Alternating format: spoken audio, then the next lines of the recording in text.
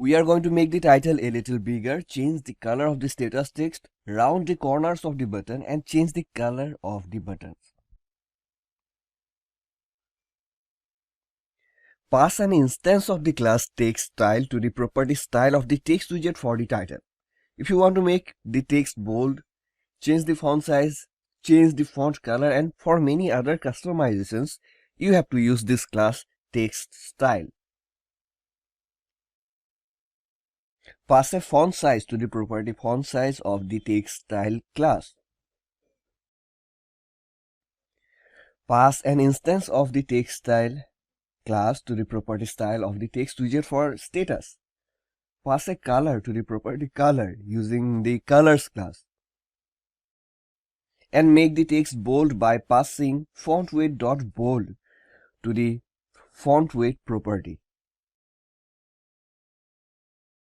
Pass a button style to the property style of the elevated button widget. Using this class, you can customize the style of a button.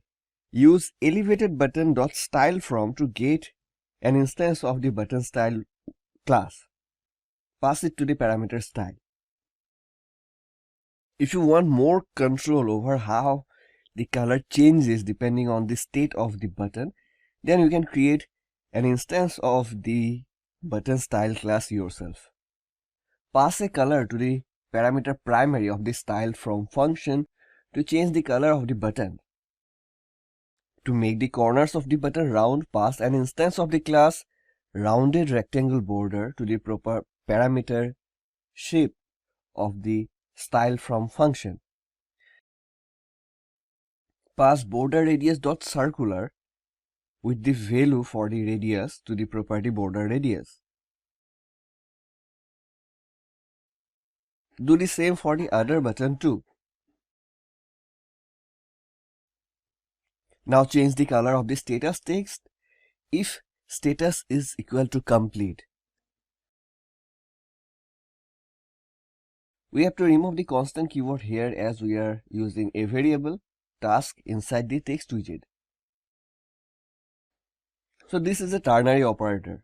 We add the condition inside these brackets, and then after the question mark we add what should happen if this is true.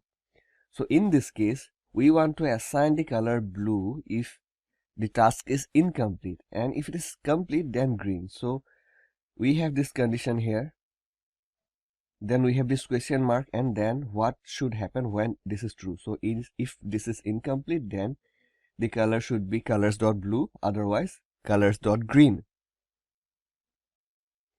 Change the text of the mark as complete button if the status is complete.